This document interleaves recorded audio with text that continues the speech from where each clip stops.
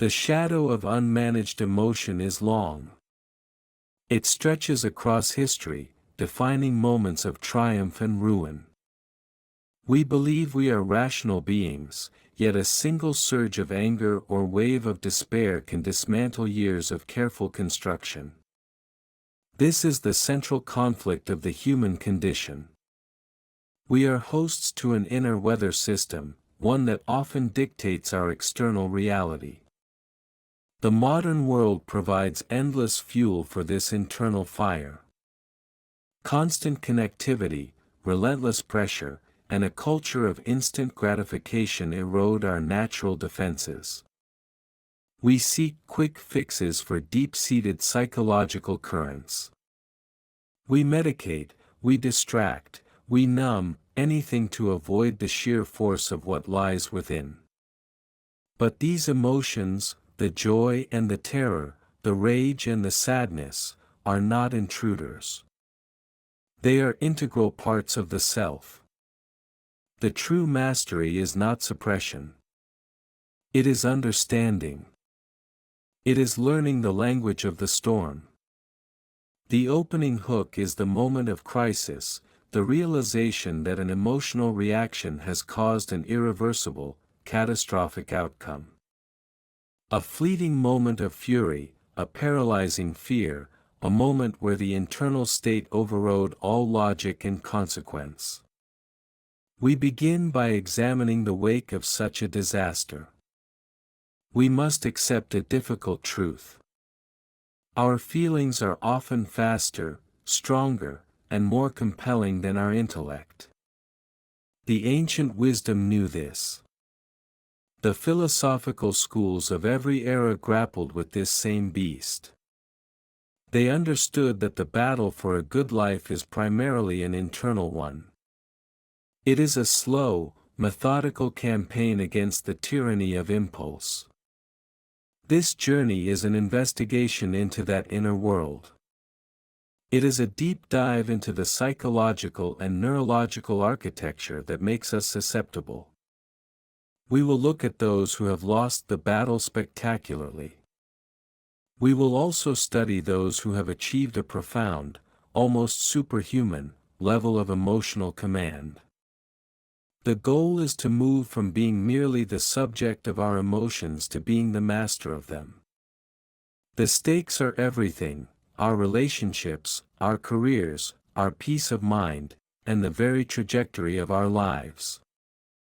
The struggle for emotional control is not a recent phenomenon. It is woven into the earliest surviving texts of civilization. From the Stoics in ancient Greece to the Buddhist practitioners in the East, the control of the inner self was considered the highest form of discipline. To the Stoics, the concept of apatheia, not apathy, but freedom from disruptive passion, was the goal. They saw intense negative emotion as a cognitive error, a misjudgment of reality. In parallel, Eastern philosophies developed sophisticated systems for emotional observation. Mindfulness, meditation, and practices designed to create a gap between stimulus and response were formalized over millennia. These traditions understood that emotions are transient, like clouds passing across the sky. The self, the true core, should not be mistaken for the weather. The Renaissance and Enlightenment eras, with their focus on reason, attempted to definitively place emotion in a subordinate role. The ideal was the cold, calculating mind. Yet, this very effort often led to repression, not mastery. When suppressed, emotions do not vanish, they merely fester, manifesting as neuroses or erupting in unpredictable ways. History is littered with examples of rational leaders and thinkers whose emotional blind spots led to personal or political ruin. The Victorians idealized emotional restraint, equating it with moral rectitude. This societal pressure created a chasm between public decorum and private turmoil. The study of hysteria and the birth of psychoanalysis emerged from the cracks in this rigid facade. Freud, though controversial, irrevocably dragged the unconscious emotional world into the public discourse, showing the deep, hidden costs of denial. The modern stage is one of unprecedented emotional exposure. Social media, 24/7 news cycles, and political polarization are engineered to trigger strong, often negative, emotional responses. We are living in a constant state of emotional siege. Understanding the historical context reveals that while the delivery mechanism has changed, the core challenge remains the same. The historical quest for emotional self-governance serves as both a caution and a guide for our present-day predicament. Our investigation centers on two distinct types of individuals, the reactive and the resilient. These archetypes serve as our protagonists and subjects, embodying the two possible outcomes of the emotional struggle. The reactive individual, whom we shall call Alex, is highly successful by external metrics, a high-powered executive, an acclaimed artist, a respected community leader. Yet, their inner life is a minefield. Alex's career triumphs are routinely undermined by sudden, explosive anger in meetings. Their relationships are fractured by cycles of possessiveness and fear. They move through the world feeling perpetually victimized by external forces, when in reality, they are victims of their own internal chaos. Alex embodies the unmanaged life, the person whose potential is choked by the inability to pause between feeling and action. Their narrative is one of repeated self-sabotage, a clear-cut case of the emotions mastering the self. Our second key subject is Dr. Elara Vance, a cognitive scientist and practicing psychotherapist. Dr. Vance is our guide and the embodiment of the resilient archetype. She isn't emotionless. In fact, she experiences the full spectrum of human feeling, but her internal process is different.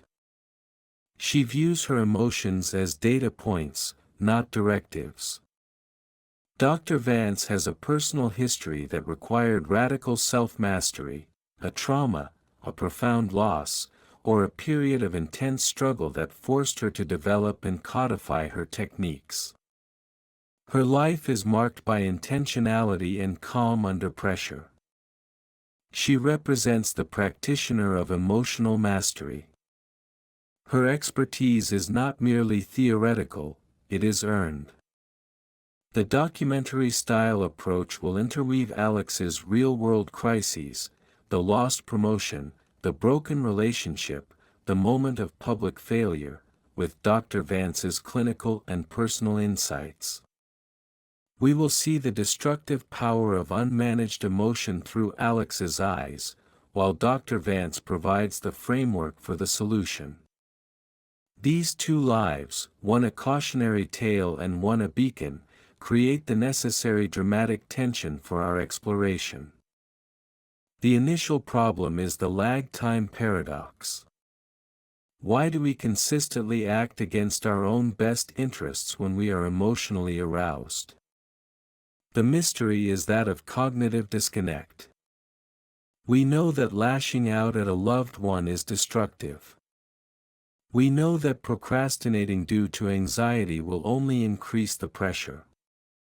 Yet, in the moment of intense feeling, that knowledge vanishes. It is as if a separate, primitive brain takes over. The most perplexing element of this paradox is the feeling of being helpless to stop. Alex, our reactive subject, often describes the feeling of watching themselves scream or sabotage a situation, almost as an outside observer. The conscious, rational mind is locked out of the driver's seat. What physiological mechanism facilitates this temporary but total coup? This is where the narrative pivots from philosophy to neuroscience. The mystery is rooted deep within the limbic system, the ancient core of the brain responsible for emotion, memory, and survival. Specifically, the problem lies in the rapid-fire interaction between the amygdala, the brain's alarm bell, and the prefrontal cortex, the center for executive function and rational thought.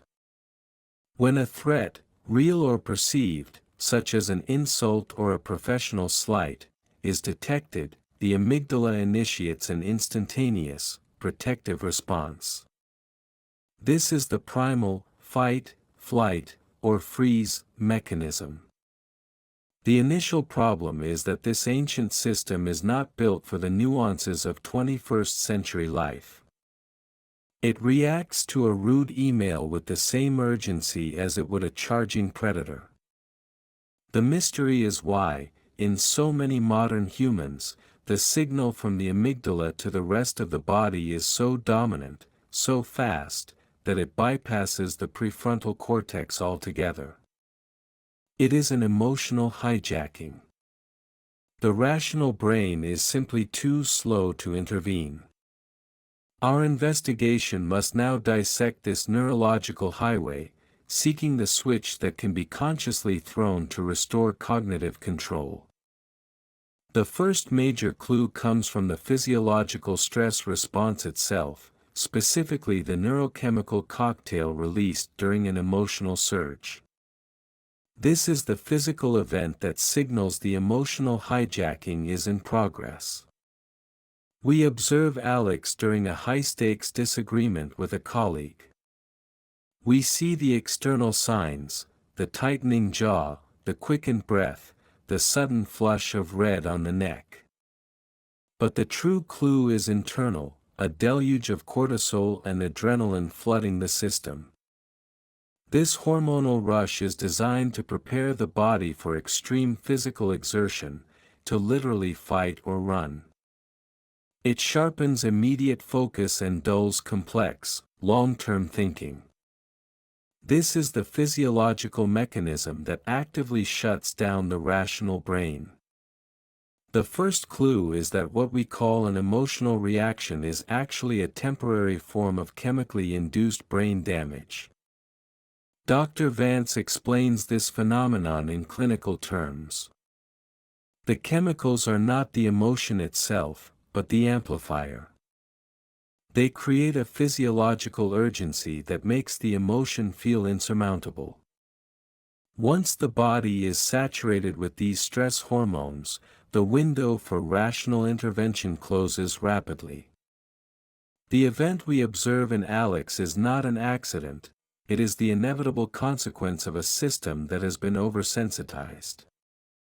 The insight here is that emotional mastery is not simply about thinking differently, it's about managing the body's chemistry. The physical reaction is the first controllable variable. The immediate tightness in the chest, the knotted stomach, the racing pulse, these are the first signs that the emotional hijack is beginning. By training the body to recognize and interrupt these early physical symptoms, we can prevent the cascade. The initial event in our narrative is Alex's catastrophic argument, which results in a disciplinary warning. This failure serves as the catalyst for change. It is the moment the cost of the lag time paradox becomes undeniable. The clue is the recognition that the feeling of being out of control is a biochemical event with a predictable timeline. Mastery, therefore, begins with the body, not the mind. To master the emotion, we must understand its origin. We delve deep into the formative years and the concept of emotional blueprinting. Every human develops a unique, largely unconscious, set of rules for feeling and expressing emotions, shaped by their primary caregivers and early environment. This blueprint is the root of the reactive state. In Alex's case, his emotional blueprint might be traced to an environment where anger was the only acceptable expression of distress. Or, conversely, where all expressions of vulnerability were harshly dismissed. The child learns to internalize these rules, creating emotional patterns that operate outside of adult consciousness. The origin of the problem is a learned defense mechanism that is now maladaptive. The human brain is fundamentally a pattern recognition machine. It favors efficiency. The emotional blueprint is simply the most efficient, pre-programmed response to familiar triggers.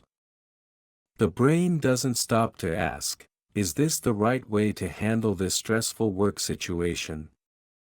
It defaults to, how did I survive this type of threat when I was 10? Dr. Vance introduces the concept of the core emotional wound. This is the deep, underlying fear, of abandonment, of inadequacy, of unworthiness, that is triggered by external events. The intensity of an adult emotional reaction is often disproportionate to the event because it is not reacting to the present moment, but to the echo of the core wound. A simple critical comment from a boss is experienced as a threat of utter ruin. Understanding the origin means identifying the source code. It requires an archaeological dig into one's own emotional history. This is the painstaking work of self-awareness. Alex must confront the fact that his adult temper tantrums are simply the manifestation of a terrified, misunderstood child. By isolating the origin, the adult mind can finally begin to overwrite the outdated script. The deep dive reveals that the emotional master is, first and foremost, a self-historian. The path to emotional mastery is fraught with misdirections and conflicting advice. We examine popular but often damaging approaches that fail to address the core problem. The first is the positive vibes only misdirection. This theory suggests that by simply suppressing negative emotions and focusing relentlessly on the positive, one achieves happiness. This approach is intellectually seductive but psychologically harmful. It promotes emotional bypass. By declaring negative feelings unacceptable, individuals learn to ignore critical data that their own emotions provide. Sadness signals loss that needs processing. Anger signals a boundary violation that requires addressing. Suppression does not eliminate the feeling, it merely drives it underground where it can exert unconscious influence. This is emotional lying to oneself. The second misdirection is the laissez-faire expression theory. This model, popularized in some therapeutic circles, suggests that one must simply vent or get it all out to achieve emotional health. The belief is that emotions are like steam building up in a kettle, and releasing the pressure is necessary. However, research has repeatedly shown the opposite.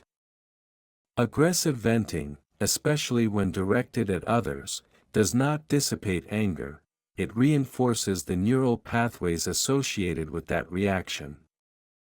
It trains the brain to reach for explosive expression as the default coping mechanism. It's practice for the wrong skill. This theory is an early, destructive pitfall for many seeking emotional health. Dr. Vance clarifies the critical distinction, expression versus processing. Emotional mastery is not about suppressing or exploding. It is about non-judgmental processing. It involves acknowledging the emotion fully, understanding its source, and choosing a constructive response. The early misdirections fail because they are focused on changing the feeling rather than changing the relationship to the feeling. The investigation must firmly establish that emotional intelligence lies in observation, not coercion. The crucial document in our investigation is a foundational text in psychology, the work on emotional granularity. This concept is the key to unlocking the power of nuanced self-awareness. It acts as our crucial witness, testifying against the crude, black-and-white view of internal life. Many reactive individuals, like Alex, operate with a low degree of emotional granularity. When asked how they feel, their vocabulary is limited: good, bad, stressed, or angry. They use coarse categories that fail to capture the subtle reality of their internal state. When you only have one word for a feeling, you have only one way to react. The discovery is that highly resilient individuals exhibit high emotional granularity. They can distinguish between annoyance, frustration, fury, resentment, and indignation. They recognize the difference between disappointment, sadness, grief, and melancholy. This ability to finely label feelings is not an academic exercise, it is a profound tool for self-management. Dr. Vance explains the mechanism. When an individual can attach a precise, complex label to a feeling, it immediately activates the prefrontal cortex, the rational part of the brain. The act of labeling an emotion transforms it from a generalized, overwhelming sensation into a concrete, observable object. The intensity of the amygdala's response is literally dampened by the cognitive effort of finding the right word. This discovery provides a simple, actionable path forward. The practice of emotional mastery begins with vocabulary expansion. Alex must learn to articulate the specific flavor of his distress. He stops saying, "I'm stressed," and starts saying, "I feel frustrated by a lack of control and anxious about the upcoming deadline." This crucial act of verbal precision reclaims control from the limbic system. The document of emotional granularity provides the key to consciously mediating the feeling. As Alex begins the work of self-discovery, the stakes immediately escalate. The complication arises from the principle of extinction burst. When an individual attempts to change a deeply ingrained pattern of behavior, like emotional reactivity, the old pattern often doesn't fade away gently. It fights back with an intense, final surge of energy. Alex's attempts to pause before reacting are met with amplified internal pressure. The moment he tries to breathe through a wave of anger, the anger seems to roar louder. The anxiety he tries to simply observe suddenly feels cripplingly urgent. This is the brain's resistance to change, an ingrained system protesting the loss of its dominant, though maladaptive, coping mechanism. The complication is that the cure can initially feel worse than the disease. Furthermore, the external world complicates things. Alex's friends, colleagues, and family are used to his old emotional patterns. When he suddenly becomes calm, thoughtful, and measured, it can be unsettling to them. His new composure challenges their own emotional blueprints and their expectations of him. An attempt to set a healthy boundary is met with accusation: "You're being cold," or "What's wrong with you? You're usually so passionate." The escalation of stakes is personal. The investigation now focuses on the emotional cost of change. It is a lonely battle where success is initially met with confusion, both internal and external. The realization dawns on Alex that emotional mastery is not just about managing himself, it's about redefining his relationships and recalibrating the expectations of his entire social world. This is the test of true commitment. He must navigate the extinction burst and the resistance of others without defaulting to the comfort of the old, familiar chaos. The first part of the core evidence analysis focuses on the AAA framework: awareness, acceptance, and action. This is the methodical approach used by Dr. Vance to dismantle reactive patterns. Awareness is the foundation.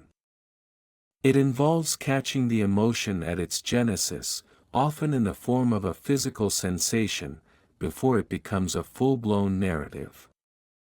This requires a dedicated practice of somatic awareness, tuning into the body's subtle signals, the shoulder tension, the slight tremor in the hands, the stomach clenching. The evidence shows that without this primary physical awareness, all subsequent efforts at control are too late. The emotion has already moved from signal to command. Acceptance is the most counterintuitive and powerful step. It means welcoming the emotion without judgment, without trying to push it away, and without becoming it. Acceptance is not resignation, it is a strategic surrender to the reality of the present moment. The evidence from emotional regulation studies shows that resistance to an emotion is what gives it enduring power. Trying not to be anxious makes one more anxious. Acceptance disarms the emotion by denying it the fuel of internal struggle. It's a neutral acknowledgement: I am feeling intense anger right now. This is okay. Dr. Vance presents the evidence. Functional MRI scans show that acceptance-based practices, such as mindful observation, decrease amygdala activation and increase connectivity to the prefrontal cortex. The conscious, non-judgmental observation of an emotion is a direct neurological intervention. The first phase of core evidence confirms that mastery is a process of observation, not struggle. It is a slow and deliberate practice of separating the observer from the observed feeling. The geographical and environmental deep dive explores the concept of emotional ecology, how our surroundings actively shape our internal world. Emotional mastery is often sabotaged not by a sudden event, but by a chronic, low-grade toxicity in one's daily environment. We analyze the four key environments: the physical, home/workspace, the relational, key relationships, the informational, media consumption, and the internal, diet, sleep, stress. The evidence is clear: an environment saturated with stress, conflict, or overstimulation acts as a constant, low-level trigger for the amygdala. It's impossible to master one's emotions when one's environment is constantly signaling threat. For Alex, his work environment, a high-pressure, competitive office with poor communication, is a perfect emotional incubator. The lack of natural light, the constant noise, the passive-aggressive culture, all contribute to an elevated baseline of cortisol. He is trying to master his emotions while standing on an unstable foundation. The deep dive reveals that the effort spent on control is far greater when the external environment is hostile. Dr. Vance advises on the concept of environmental sovereignty. This means actively, intentionally curating one's surroundings to support emotional regulation. It involves physical changes, decluttering, increasing nature exposure, managing noise, but also relational and informational changes. It means setting rigid boundaries on toxic relationships and instituting a deliberate, information diet, filtering out polarizing or fear-inducing media. The evidence suggests that by reducing the overall number of unnecessary emotional triggers, the energy reserved for mastery can be used for processing, not perpetual defense. The external environment is not just the backdrop to the emotional struggle, it is a primary lever of control. Emotional mastery requires a careful, strategic retreat and the construction of an internal and external sanctuary. The primary antagonists in the journey to emotional mastery are not external people, but internal psychological constructs. We profile three powerful opposing forces that actively undermine self-control: the inner critic, the martyr, and the resentment engine. The inner critic is a voice of perpetual judgment, which uses negative emotions as its ammunition. It twists mistakes into moral failures and uses shame to immobilize. When Alex makes a mistake, the inner critic immediately jumps in, ensuring the emotional reaction, the shame, the self-loathing, is amplified to an unmanageable degree. The critic is the voice that says, "You're not just feeling angry, you are a terrible person for being angry." Its function is to keep the individual small and compliant through emotional pain. The martyr is the opposing force that gains emotional validation from suffering.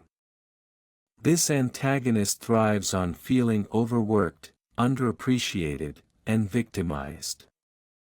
It ensures that negative emotions are clung to because they provide a powerful, if ultimately destructive, sense of moral superiority. The martyr encourages the feeling that one's problems are uniquely terrible, justifying a permanent state of emotional overwhelm. This is a subtle but potent resistance to healing. The resentment engine is the steady accumulation of unexpressed and unprocessed grievances. It is a silent saboteur that holds onto old pain, ensuring that every new negative event is filtered through the lens of past betrayals. It prevents emotional mastery by refusing to forgive either others or oneself. It is the force that fuels Alex's sudden, explosive reactions, ensuring they are always disproportionate because they carry the weight of a decade of stored-up bitterness. Understanding these antagonists is critical. They are not aspects of the true self, they are ingrained, defensive patterns. The profiles show that emotional mastery is not about fighting the emotions themselves, but about identifying and disempowering the internal voices and mechanisms that insist on keeping those emotions alive and dominant. The unforeseen alliance is the reframing of anxiety and fear from enemies into essential, cooperative partners. For years, Alex viewed his anxiety as a debilitating illness that needed to be eradicated. This constant internal war was exhausting and ineffective. The realization, the alliance, is that anxiety is merely highly attentive, overly zealous preparation. Dr. Vance explains that anxiety is a survival mechanism that has been distorted. Its core function is to look for threats and prepare the system for the future. The betrayal is the feeling of panic, which is the mechanism misfiring. The alliance is formed when Alex learns to interpret the energy of anxiety as actionable urgency rather than paralyzing dread. The process involves a psychological shift. Instead of saying, "I am paralyzed by anxiety about this presentation," Alex learns to say, "My body has generated a significant amount of energy, which I will now channel into preparation for this presentation." The energy source is accepted, but the interpretation and direction are consciously altered. The anxiety, when stripped of its emotional narrative, becomes raw, focused drive. The unforeseen betrayal comes from pleasure and comfort. These are not always allies on the path to mastery. Short-term comfort, the immediate gratification, the avoidance of difficult feelings, the habitual distraction, often betrays long-term emotional stability. This betrayal manifests as the constant urge to numb difficult emotions with easy fixes, overeating, binge-watching, or mindless scrolling. True emotional work is uncomfortable. It requires sitting with distress, confronting core wounds, and enduring the initial extinction burst. The betrayal of comfort is the subtle lie that we can achieve mastery without enduring the necessary pain. The alliance with anxiety and the recognition of comfort's potential betrayal redefine the landscape of the internal struggle. The point of no return is reached when the individual fundamentally shifts their self-identity. It is the moment when Alex stops seeing himself as a person with anger issues and starts seeing himself as a person practicing emotional mastery. This is a profound, irreversible cognitive reframing. The previous life of emotional chaos is now a recognized history, not a current fate. This point is usually triggered by a deep, personal moment of clarity, a realization of the total cost of their previous reactivity. For Alex, it might be the day his child tells him they are scared of his anger, or a profound loss that he realizes was his own doing. This moment of truth is so painful and clear that the possibility of reverting to the old pattern becomes psychologically unacceptable. The commitment is formalized not by an external promise, but by the internalization of a new set of values. The highest value becomes integrity of response. The individual decides that the peace and clarity of a measured response are more valuable than the temporary, explosive release of a reactive one. This new value acts as a navigational compass, guiding all future decisions. At the point of no return, the work shifts from fixing a problem to building a skill. It is no longer a temporary project, it is a permanent practice. The brain begins to physically rewire itself through a process known as neuroplasticity. The neural pathways for the old, reactive outbursts weaken through lack of use. The new pathways for pause, observation, and conscious choice begin to strengthen. The point of no return is the moment the individual takes full, radical responsibility for their inner life. There is no external figure to blame, no old trauma to excuse the present behavior. The only way forward is through the demanding, daily practice of intentionality. The halfway revelation, the crucial midpoint twist in the journey, is the discovery of the purpose of negative emotion. For so long, Alex viewed emotions like sadness, guilt, or fear as signals of failure, things to be fought and eliminated. The twist is the realization that these negative emotions are, in fact, powerful, necessary, and benevolent information carriers. Dr. Vance reveals the core function of each difficult feeling. Sadness is not a sign of weakness, it is the signal that something of value has been lost and requires time and space for processing. It mandates a pause for internal healing. Guilt is not an instrument of punishment, it is the alarm system for one's moral compass, signaling that an action violated a core personal value and requires a repair. Anger, when stripped of aggression, is a clear signal that a personal boundary has been crossed, demanding assertive communication. The twist is that the key to emotional mastery is not to feel less, but to listen better. The intensity of the emotion is directly proportional to the urgency of the information it carries. The reactive individual attacks the messenger, the feeling, because the message is uncomfortable. The resilient individual listens to the message, thanks the messenger, and then acts on the underlying information.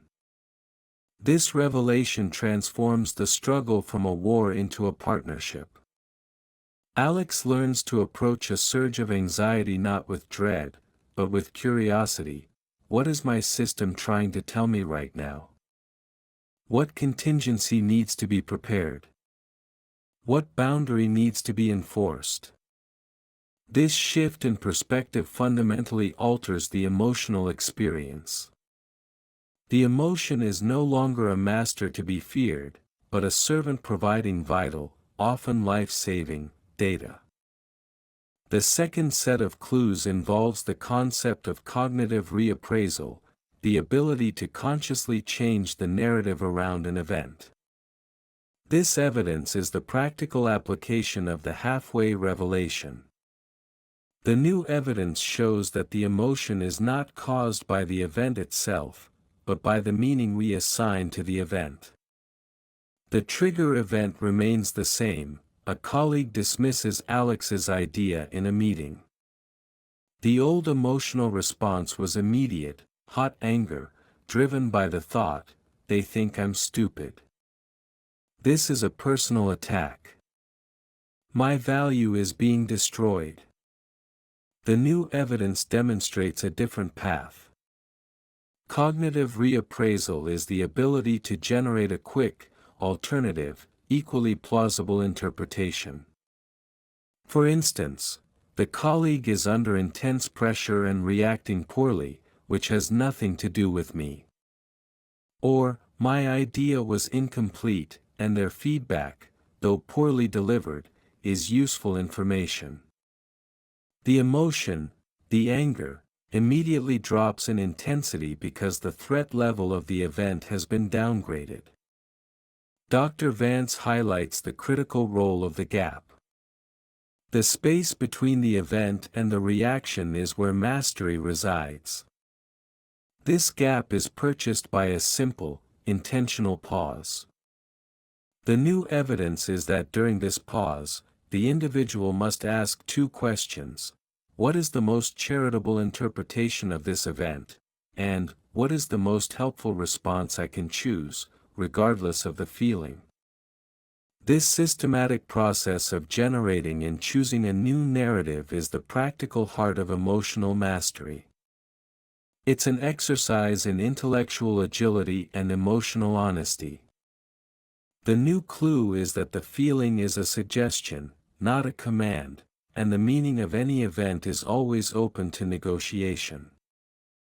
The psychological and social impact of emotional mastery is profound, moving beyond personal peace into the realm of ethical living.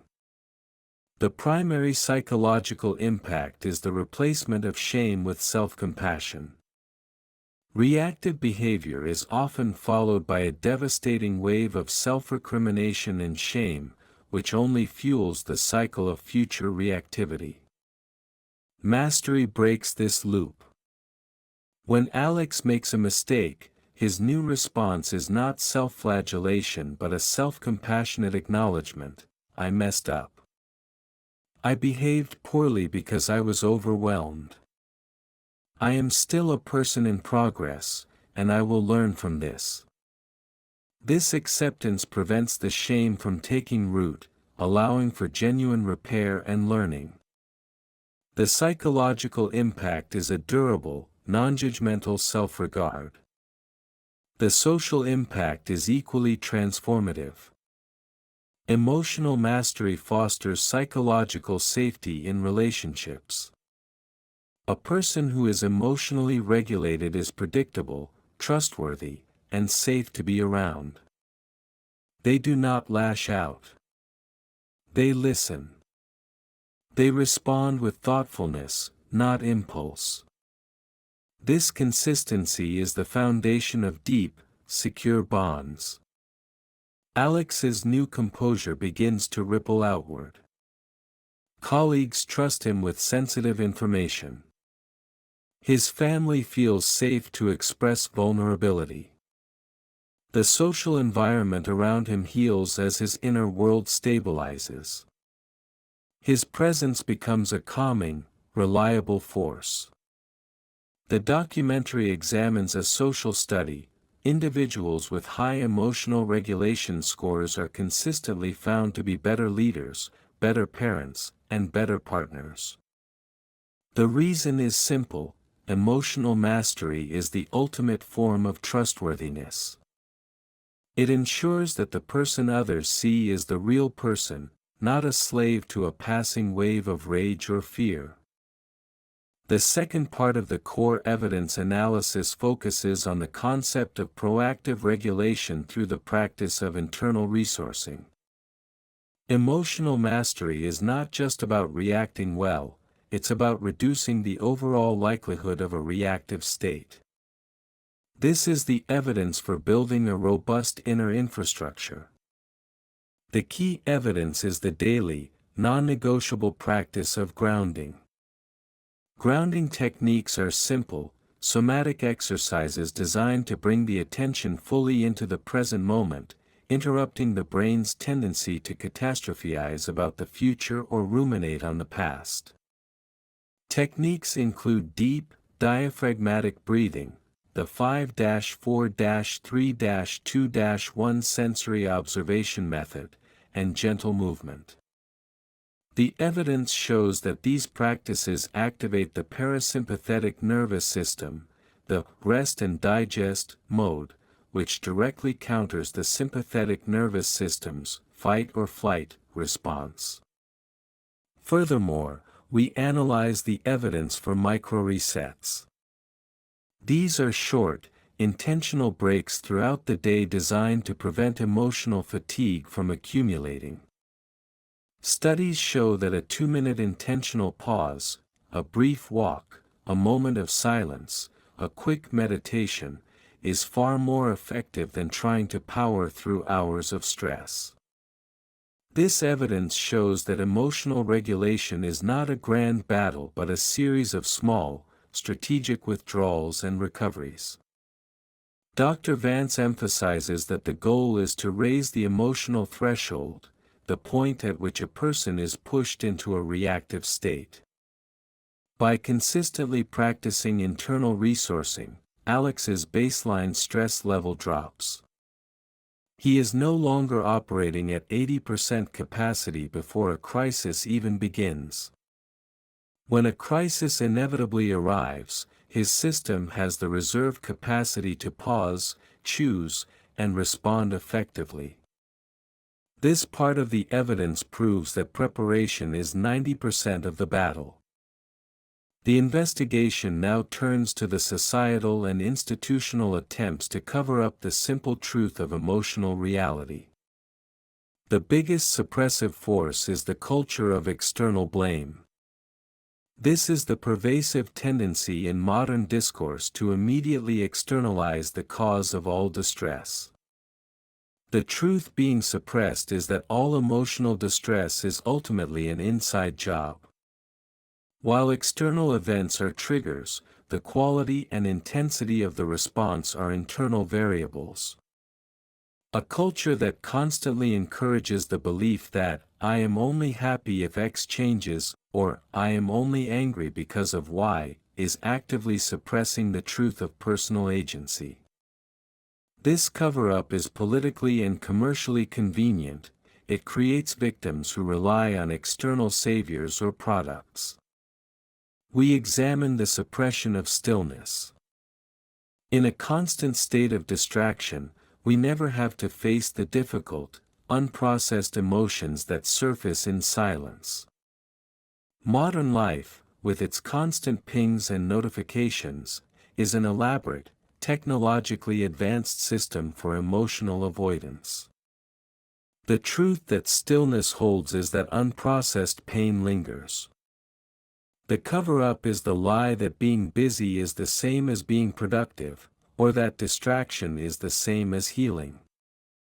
Dr. Vance points to the suppression of vulnerability. Society, particularly for men, often suppresses the truth that true strength lies in the capacity for honest feeling and expression. To admit fear or sadness is often seen as a fatal weakness. This suppression forces emotions to manifest in destructive, indirect ways, such as aggression, addiction, or rigid control. The attempts to cover up the truth are subtle but systemic. They are the forces that encourage Alex to seek comfort, to blame others, and to avoid internal reflection.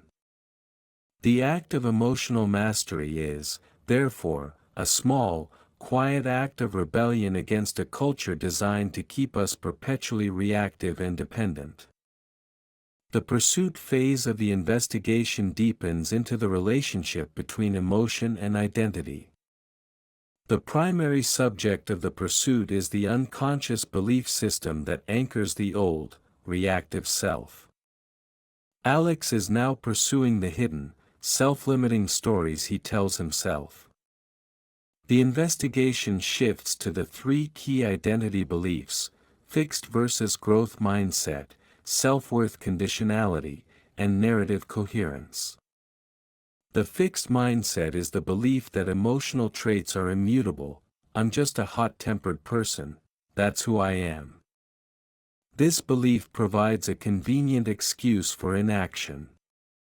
The pursuit involves actively gathering evidence for the growth mindset, documenting small, conscious moments of successful emotional intervention to prove to the brain that change is possible. Self-worth conditionality is the belief that one's value is dependent on external approval or achievement. If I fail, I am worthless. When this belief is triggered, the emotional reaction is disproportionately large because it feels like the loss of self, not just the loss of a project. The pursuit is to find and internalize the unconditional worth that exists outside of performance. Narrative coherence is the deep story that the individual tells about their life. A reactive person often has a narrative of victimhood or constant struggle. The investigation is now about consciously editing this narrative.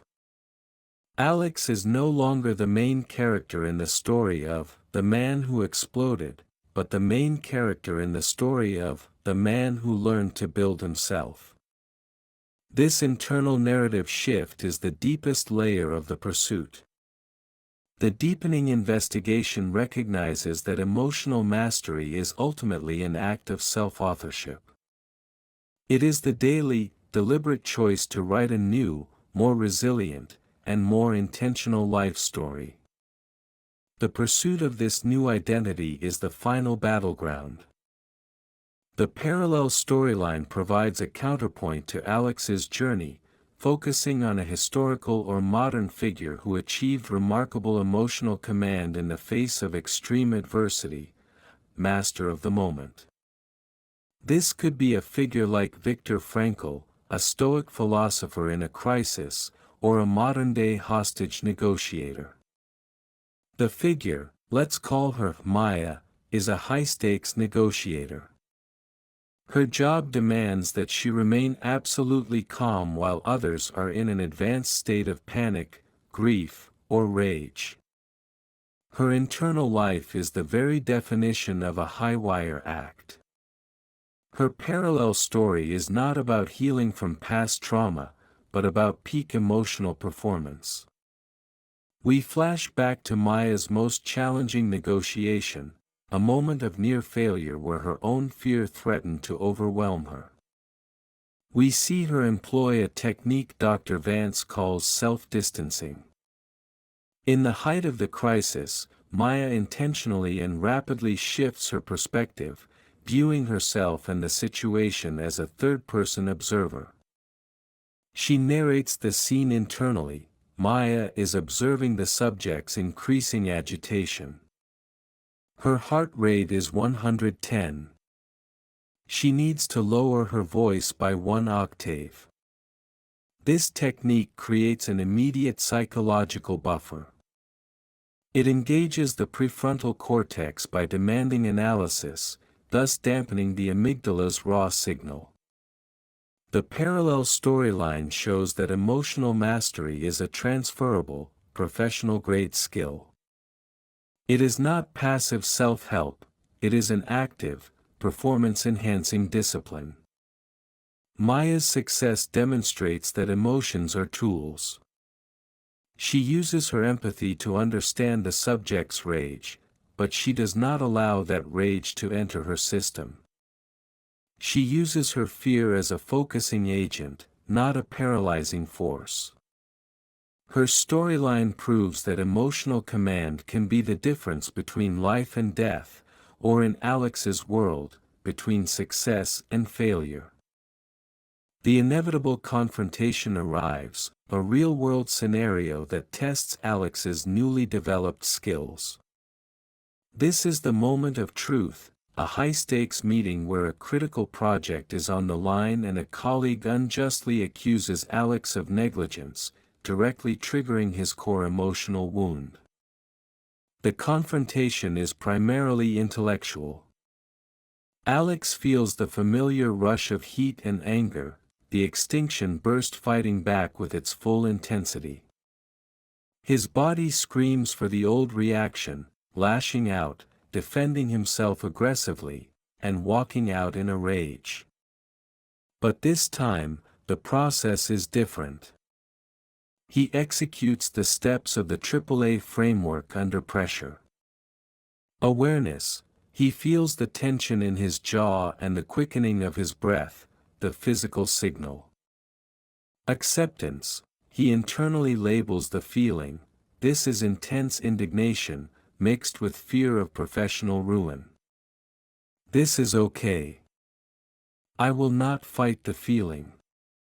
He then uses cognitive reappraisal. He actively generates an alternative narrative. The colleague is threatened by my success. This is a power play, not a judgment on my competence. This shift in meaning immediately calms the limbic system. The conscious action he chooses is a pause and a deliberate question, delivered in a low, measured voice. I appreciate your concern. Can you specify which evidence led you to that conclusion, so we can address it factually? This simple act of requesting factual evidence forces the conversation out of the emotional arena and back into the logical one, neutralizing the trigger. The confrontation is won not by fighting the emotion, but by outmaneuvering it. Alex's controlled response completely disarms his accuser, who was expecting the usual explosive reaction. The confrontation is the proof that mastery is the ability to choose an intentional response over an impulsive reaction. The journey to emotional mastery demands a sacrifice, the death of the emotional victim identity.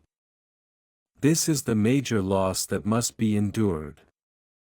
The victim identity is comfortable. It provides a ready-made excuse for every failure, a source of sympathy, and a convenient explanation for every negative outcome. It is a powerful secondary gain. The sacrifice is the willingness to let go of this identity and embrace radical accountability. This means accepting that all past failures were, to some extent, the result of one's own unmanaged emotional responses. It means giving up the comforting, yet ultimately toxic, narrative of being perpetually wronged by the world. For Alex, this might mean finally making a sincere, non-defensive apology to a long-estranged family member. An apology that doesn't say, "I'm sorry, but you." But simply, "I am sorry for my behavior. I was not managing myself. That was my responsibility." This act is a final severing of the link to the victim identity. The sense of loss can be immense. The reactive person's world is often dramatically structured around their emotional crises, the drama, the rush of adrenaline, the cycles of apology and forgiveness. When mastery takes hold, the drama fades. Life becomes quieter, more stable, and, paradoxically, less exciting to the old self. The sacrifice is the loss of the need for chaos. Dr. Vance stresses that the void left by the victim identity must be filled immediately with the practitioner identity. The former self dies, and the new, intentional self is born from that void. The loss is painful, but the gain, unconditional personal freedom, is incalculable. The final pieces of the puzzle fall into place with the understanding of neuroception and safety. Dr. Vance introduces the work of Stephen Porges and the polyvagal theory, which offers a sophisticated framework for understanding emotional safety. Neuroception is the brain's automatic, unconscious surveillance system. It is constantly scanning the environment and others for cues of safety or danger, entirely beneath the level of conscious thought. Alex's reactivity was largely due to a constantly misfiring neuroception system, which perceived benign situations as threats. The final piece is the realization that emotional mastery is the practice of rewiring the neuroception of safety. This is achieved through consistent, intentional exposure to and creation of safety cues. The most potent safety cues are found in the quality of human connection.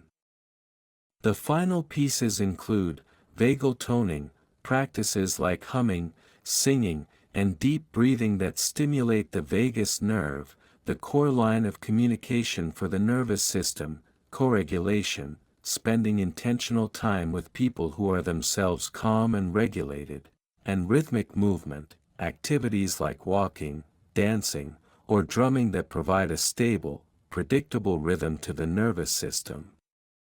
The puzzle's solution is that emotional mastery is not a solitary effort of willpower, but a deeply biological and relational process. By consciously creating a rhythm of safety in his environment and within his own body, Alex fundamentally alters his nervous system's baseline. He is no longer fighting a chaotic system, he is living in a regulated one. The primary conclusion is the simple, profound truth at the heart of the investigation: emotional mastery is the freedom of choice.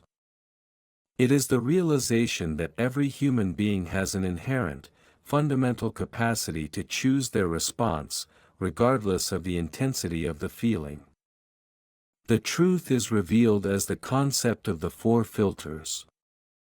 Between any stimulus and the chosen response, there are four mandatory, instantaneous filters that can be activated to ensure a measured outcome. The somatic filter: what does my body feel right now? Anger, fear, stress. The information filter: what is this emotion telling me? Boundary violated / loss occurred / action needed. The reappraisal filter: what is the most helpful meaning I can assign to this event? Not a catastrophe, but a challenge. The value filter: what response aligns with my highest value? Integrity, compassion, wisdom. The primary conclusion is that the practice of emotional mastery is the rapid, habitual application of these four filters. The feeling is not eliminated, it is processed through the structure of self-awareness. Alex has moved from a life of reaction, where the feeling dictated the outcome, to a life of creation, where his chosen value dictates the outcome. The ultimate truth is that the emotions never truly master the self merely chooses to surrender its agency to them. Mastery is the act of reclaiming that lost agency and standing guard over the gap between feeling and action. The immediate consequences of Alex's sustained emotional mastery are a radical simplification of his life. The most immediate aftermath is the disappearance of unnecessary drama. Energy that was once consumed by internal conflict, defense, and repair is now freed up for constructive endeavors. The relational consequences are profound.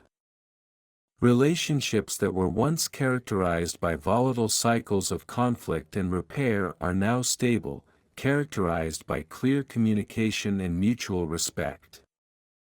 Alex finds that his partner and colleagues respond to his new calm with a reciprocal level of peace. His low-grade emotional toxicity is gone, and the environment around him is no longer defensively guarded. Professionally, the consequence is a new level of competence and leadership. Alex's ability to remain calm under pressure makes him a natural crisis manager and a trusted leader. He can evaluate problems factually, without the distortion of ego or defensiveness. He no longer burns bridges, he builds them with reliability. The most subtle, but deepest, consequence is the shift in his internal dialogue. The inner critic, though never fully silent, is now merely a suggestion, not a dominant voice. His internal monologue is now characterized by self-compassion, curiosity, and a deep, quiet sense of agency. The self-talk of the reactive life is replaced by the assured, intentional voice of the master. The aftermath shows that the goal is not a dramatic external change, but a deep, profound reduction in internal friction. Life has become easier because the internal struggle has been resolved. The long-term legacy of emotional mastery extends far beyond the individual, impacting generations and communities. The legacy is the breakage of the intergenerational trauma cycle. Emotional reactivity is a learned behavior, often passed down from parent to child.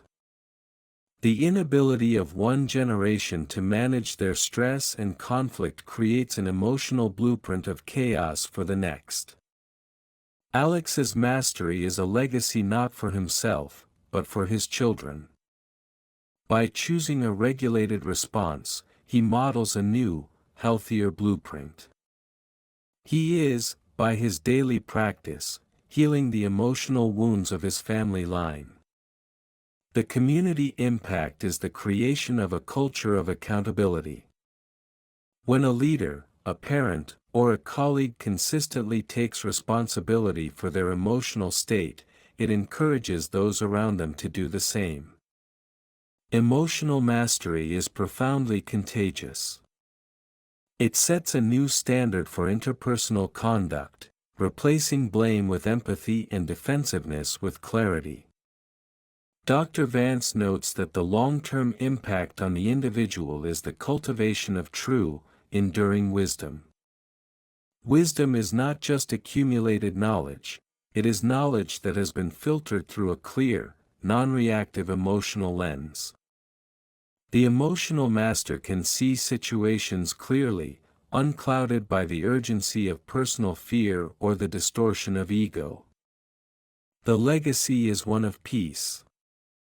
It is the quiet, steady influence of a life lived intentionally, proving that the highest form of human achievement is not the conquest of the external world, but the continuous, compassionate management of the internal one. The modern relevance of emotional mastery has never been more urgent. The digital age has amplified emotional triggers and accelerated the speed of reaction, making the pause more critical than ever before. The key modern tie is the concept of digital detoxification. Social media is expertly engineered to exploit our neuroception system, using urgency and social comparison to trigger anxiety, FOMO, fear of missing out, and dissatisfaction. Emotional mastery in the modern context requires the conscious management of the digital environment. Furthermore, we examine the relevance to the workplace burnout crisis. Burnout is not just a function of working too hard, it is a profound emotional exhaustion caused by the constant, unmanaged stress of a reactive professional environment. An emotionally mastered person can navigate high-pressure environments by setting clear boundaries and refusing to internalize the emotional chaos of their workplace. The greatest tie is to the global issue of polarization. Political and social discourse is now dominated by the rawest, most reactive emotions: outrage, tribalism, and contempt. Emotional mastery is a radical, depolarizing act. The ability to pause, to reappraise, and to seek the benevolent interpretation is the only pathway back to productive, civil dialogue. The ancient wisdom of the Stoics and the Buddhists now finds its perfect modern application. The 21st century is the ultimate test of human emotional resilience, and the skills developed on this journey are the essential tools for survival in the age of instant, amplified reaction. Despite the breakthroughs, the investigation concludes with the lingering mystery: the nature of the self-witness. Who or what is the entity that observes the anger, accepts the fear, and consciously chooses the response? We have identified the neurological mechanisms, the prefrontal cortex, the amygdala, but the subjective experience of the conscious chooser remains a profound mystery. Is the self-witness a separate entity, a soul, or simply the integrated sum of the brain's most evolved functions? The question remains: if the brain is merely a collection of chemical and electrical signals, and all emotions are simply biological imperatives, where does the spark of free will truly reside? The emotional master operates with the profound, unprovable belief that the I that chooses is separate from the I that feels. This faith in the self-witness is the final, essential element of the practice. Another unanswered question is the long-term effect of true emotional peace on creativity. Many artists and thinkers have historically relied on their emotional chaos, the tortured artist myth, to fuel their work. Does the stabilization of the inner world diminish the source of creative fire? The lingering mystery is that the journey of mastery never truly ends. It is not a state of static perfection, but a dynamic practice. There will always be new, unforeseen triggers, new wounds, and new levels of stress. The self-witness must remain perpetually vigilant. The final mystery is the infinite nature of the human capacity for growth and the continuous, ongoing project of self-governance. The journey through the internal landscape, from the initial hijack to the final reclamation of agency, culminates in a clear understanding of the principles of emotional mastery. The book's final thought is a summary of the core thesis. Emotional mastery is not about the elimination of feeling, but the elevation of response. It is a three-part commitment. The commitment to listen: emotions are not enemies, they are vital, benevolent information carriers. The first act of mastery is to listen with curiosity, not fear, to the message they carry. The commitment to pause: the gap between stimulus and response is the most sacred space in a human life. This pause, purchased by deep breathing and somatic awareness, is the foundation of all conscious choice. The commitment to value: the final choice of response must always be aligned with one's highest self and deepest values: integrity, compassion, and wisdom. The ultimate power resides not in our feelings, which are involuntary and fleeting, but in our choice, which is intentional and enduring. The book title, Master Your Emotions Before They Master You, is not a declaration of war, but an invitation to partnership. The final thought is a powerful, concise directive: you are not your feeling. You are the space in which the feeling exists. To be a master is to stop being a slave to the internal weather and to become the intentional creator of one's own internal climate. The practice begins now, with the next breath, and the next choice. The true work is never finished, but the freedom has already begun.